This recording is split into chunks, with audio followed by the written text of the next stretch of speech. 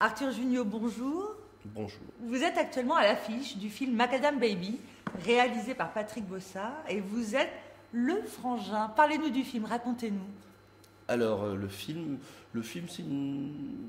en gros, c'est l'histoire d'un jeune auteur en herbe. Enfin, il pense qu'il est auteur et qui monte à Paris parce que son père, lors de son service militaire, était copain avec quelqu'un qui est devenu un éditeur qui voit plus. Mais bon, il a cette petite adresse dans son carnet et il est persuadé d'avoir écrit un prix Goncourt, et donc il part, voilà, il monte à la capitale en se disant ma vie va changer, je vais faire publier mon roman, ça va être formidable.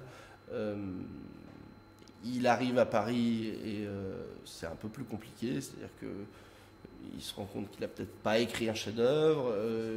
Il compte retrouver son frère que j'interprète, sauf que son frère lui a menti en fait et a pas du tout réussi sa vie et vit de petites arnaques, toutes les plus minables les unes que les autres, mais avec quand même une sympathie. C'est-à-dire que c'est des gentils losers. Voilà, c'est-à-dire que ce frère vit avec, chez un copain où ils ont une sorte de coloc, où ils squattent chez la grand-mère d'un pote qui a à moitié Alzheimer, donc il ne se souvient pas qu'ils sont là. Et ils vivent voilà, de petits larcins, mais c'est des gens qui tournent pas mal. Ils pourraient tourner mal et ils sont toujours à la limite parce que c'est des gens quand même assez sympathiques. Et donc il va se rendre compte de cette vie-là et il va tout d'un coup venir vivre avec eux et surtout il va tomber amoureux d'une jeune femme qui va lui créer que des problèmes, qui va essayer de résoudre avec cette bande de potes et évidemment tout va être de catastrophe en catastrophe. C'est un premier film, Ouais. très rafraîchissant, une comédie qui rappelle des valeurs nobles, et vous y jouez un rôle très sympathique. Ce frangin, c'est à moitié un loser, mais... Ouais, c'est un loser, mais sympa. Ouais, je le trouve très attachant, mais je trouve tous les personnages assez attachants. Et le film est vraiment rafraîchissant. Enfin, moi, je suis très, voilà, je suis très attaché au film parce que je trouve que je le trouve drôle, je le trouve vrai. Et moi, j'ai l'impression que si j'avais pas eu la passion du théâtre, vraiment, j'aurais pu devenir ça. C'est-à-dire que c'est des gens en fait qui ils savent pas trop quoi. Ils ont envie de faire des trucs, mais ils savent pas quoi. Donc, mais ils ont pas envie de faire du mal, mais en même temps, faut bien bricoler un peu. Donc voilà, ils chourent un peu, ils font 2-3 arnaques, mais ils veulent pas faire du mal aux gens. Donc moi, je crois que j'aurais pu devenir comme ça, c'est-à-dire bon voilà, faire un peu de business, mais mal parce que je suis pas vraiment un méchant, mais en même temps, il faut bien vivre et voilà, je les trouve assez attachants. Vous évoquez la passion du théâtre. Vous êtes comédien, metteur en scène, producteur, vous dirigez le Théâtre des Béliers. Vous êtes dans le métier depuis très longtemps finalement, jeune comme vous êtes. Vous êtes tombé dedans très petit, naturellement, inspiré par votre papa? Peut-être, c'est venu en tout cas inconsciemment. Après, je suis quelqu'un de très entreprenant et donc quand j'ai commencé à... Ça est venu assez tard. D'abord, je voulais réaliser des films, puis je me suis dit, tiens, je vais voir... je vais aller dans un cours de théâtre, j'étais au cours Périmonie pour essayer d'apprendre à diriger les comédiens. Je voulais voir comment ça se passait, ce rapport entre un comédien Ça, c'était quoi? À quel âge? Tout jeune? Ouais, après mon bac, que j'ai eu avec brio à 17 ans. En avance. Non, je suis né en fin d'année, mais ça fait toujours bien de dire ça. Ah d'accord. Vous êtes de décembre? Ouais. Ok. Et en fait, je voulais regarder, je voulais apprendre à diriger un acteur, et puis en fait, dans un cours de théâtre, au bout d'un moment, on me dit, hey, faut participer. Et en fait, j'ai pris beaucoup de plaisir très vite, et je me suis dit, non, mais en fait, j'aime ça, et puis j'avais l'impression d'être pas trop mauvais, et mon esprit très entreprenant fait que, voilà, à 18 ans et demi, j'avais déjà une camionnette, on allait monter des spectacles dans un café-théâtre à Angoulême, on était... voilà, moi je suis un garçon de bande, de troupe, donc je trouvais des gens avec qui j'avais envie de faire des choses, monter des projets, et donc, voilà, très vite, j'ai commencé à faire des choses concrètes, pas toujours formidables, pas toujours dans des bonnes conditions, mais en tout cas, il y avait l'envie de faire, et c'est pour ça que je suis devenu producteur. Et c'est comme ça qu'il y a 8 ans déjà, vous avez dirigé ce premier théâtre, qui s'appelle le Théâtre des Béliers. À Avignon. À Avignon. Et depuis 1 an et demi, le Théâtre des Béliers à Paris. C'est ça. Alors, qu'est-ce qui se passe dans ce théâtre? On en parle beaucoup sur casting.fr, beaucoup de pièces. Bah, il se passe plein de choses, il y a vraiment des coups de cœur, il y a des spectacles qu'on aime, et des spectacles... on essaye de... C'est une salle qui fait 200 places, donc c'est un petit écran, mais en même temps il y a un grand plateau, donc on essaye de faire des trucs qui nous plaisent. Est-ce que le théâtre, on peut dire que c'est votre premier amour? Ouais, ça va faire râler ma femme, mais oui, je pense. Non, je parlais entre le cinéma et le théâtre. Le premier amour, votre fils, oui, votre femme. Bien sûr. Oui, c'est sûr que les planches, c'est quelque chose dont je peux pas me passer. Et pourtant, vous avez le déjà... Le cinéma, c'est une envie, c'est pas un besoin. Alors que une envie. C'est un besoin.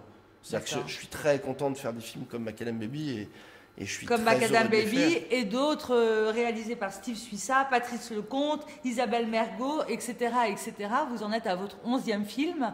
D'ailleurs, Patrick Bossard, Macadam Baby, c'est son premier film. Ouais. Comment vous l'avez choisi J'ai pas choisi, c'est lui qui m'a choisi. Il m'avait vu dans des trucs et je crois que je correspondais à l'image qui se faisait du personnage, et il m'en avait parlé il y a très longtemps. Il a essayé de monter son film, ça a mis très longtemps. Puis moi j'avais été séduit par le scénario, et puis un an après, il est revenu, je l'avais oublié, il me dit attends, on va tourner un petit bout. Alors on a tourné 3 jours pour faire une sorte de bande-annonce pour qu'il puisse trouver un producteur, et puis bon, après et puis un an après il m'a dit ah ben ça y est, on va le faire, le film. Ah bon. Enfin voilà, et il a pas lâché, et je trouve ça super. J'espère qu'il pourra. Macadam Baby. Grâce à celui-là, c'est compliqué de faire des films. Vous venez de le dire, il n'a pas lâché. Ça a été produit par Alter Ego. Pas évident actuellement de produire un film. C'est compliqué, et voilà, au moins là, il peut dire regardez, je suis capable de faire un résultat qui est bien, parce que. Enfin bon, après, on va rentrer dans des discussions internes de production, mais c'est vrai qu'il y a des films qui se font que je ne comprends même pas qu'ils existent, et il y a plein d'écritures qu'on lit, on se dit ah, pourquoi, c'est dur, c'est machin, donc bon, au moins, voilà, là, il va pouvoir montrer à un des premier gens que, film. Voilà, et vraiment, je trouve le film vraiment, vraiment joli. Arthur Jugnot, quand on s'appelle Arthur Jugnot, est-ce qu'on passe des castings? Ouais, on en a passé pas mal. J'en passe pas beaucoup. Le meilleur souvenir que vous auriez d'un casting? Ou le pire? Ah ouais, j'ai vraiment passé un casting vraiment avec une vraie connasse que je ne citerai pas, mais parce qu'elle est très connue. Mais c'était vraiment, vraiment où j'avais appris. C'était en plus un truc où il fallait apprendre 3 pages d'un roman. Enfin bon, c'était un truc mais impossible. J'ai mis 3 semaines à apprendre. Et je commence et je dis, donc j'avais 18 ans, j'étais tout minot, et elle me dit bon, comment tu t'appelles? Et je dis je m'appelle Arthur Jugnot, et c'est quelqu'un qui fait du cinéma un peu d'auteur intelligent. Et j'ai vu que quand j'ai dit mon nom de famille, il y avait eu un blocage, et elle n'a plus rien dit. Son assistant, qui était très gentil, me dit mais vas-y, commence. Et je dis alors pourquoi es-tu? Et elle me dit merci. Comme quoi être le fils. Et j'avais bossé Non, mais là je donne un contre-exemple. Oui. Mais on se dit souvent. Disons que pour tout ce qui est un peu populaire, voilà, c'est sûr que au début ça les intrigue, c'est plus facile, etc. Quand on rentre dans un côté un peu, c'est-à-dire qu'il y a toute une partie de la télévision où c'est quand même plus facile pour eux, c'est intéressant parce qu'il y a un accès médiatique, parce que patati patata, et puis pour tous ceux qui trouvent que le cinéma populaire est trop populaire, justement, oui, il y a des gens pour qui c'est non, lui c'est de la merde, il s'appelle Jugnot, ça craint. Mais bon, En tout cas, ce qu'on ressent, Arthur Jugnot, c'est votre passion du théâtre et du cinéma, et une sorte de liberté de choix, et une véritable... voilà, c'est ce que vous inspirez. Ouais, je crois que c'est ce que j'aspire en plus. C'est ce à quoi vous aspirez. Ouh là là, c'est très très beau. Mais oui, je pense que la liberté, quand on arrive à l'avoir en tant que comédien, c'est vraiment c'est le but ultime. C'est un métier qui est sublime, mais c'est un métier qui est très compliqué, qui est un métier qui est fait que de comparaison, de frustration. Ah bah lui il fait ça, elle a fait ci, ah machin, bah pourquoi j'étais pas là. Et donc il faut arriver à être heureux dans un métier qui n'est qu'un métier de comparaison et en plus totalement subjectif. Donc c'est très compliqué. Donc le fait d'être libre et de dire ah bah ça m'intéresse, ça j'ai envie, ça je fais, je prends du plaisir là. Il faut arriver à prendre du plaisir tout le temps et d'être heureux de ça. Et c'est ça que j'essaye de faire. Et avant de nous quitter, est-ce que vous auriez des astuces ou des conseils à donner pour tous nos membres qui rêvent d'entamer une carrière artistique comme la vôtre? Est-ce qu'il y a un truc? Mais moi, je suis la vieille école, mais moi, je pense qu'il faut faire un bon cours de théâtre. La formation. Que c'est important, parce qu'au-delà de la formation, parce qu'il y a des gens qui ont ça, il y a des gens qui arrivent, on parle de casting.fr, et il y a des gens qui arrivent et qui en une seconde, ils ont le truc. Mais un cours de théâtre, ça apprend une certaine rigueur, ça apprend à travailler, parce qu'il faut travailler. J'ai beaucoup d'amis directeurs de casting, ils me disent, pas savoir le nombre de gens qui arrivent à des essais qui ne connaissent pas leur texte, qui est une base minimum, qui est un truc. Mais ce que je veux dire, c'est que voilà, un cours de théâtre, ça apprend une rigueur, et surtout, on rencontre plein de gens. C'est un métier qui est compliqué quand on est seul.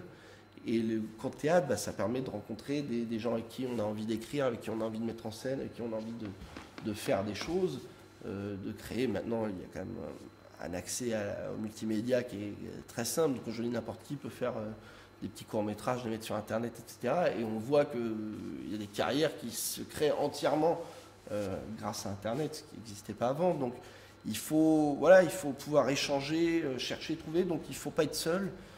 Et je pense qu'un cours de théâtre, c'est quand même l'endroit où ça réunit le plus de gens passionnés. Alors après, dans un cours de théâtre, il y en a les 3/4 qui lâchent en cours de chemin parce qu'ils se rendent compte que déjà que c'est pas simple et puis qu'il faut quand même travailler et avoir un peu de talent. Mais en tout cas, voilà, c'est mon conseil de vieux ringard. Merci pour ce de vieux ringard. Arthur Junio à l'affiche de Macadam Baby, à la direction du Théâtre des Béliers. Merci pour ce précieux moment et à très bientôt. Merci beaucoup.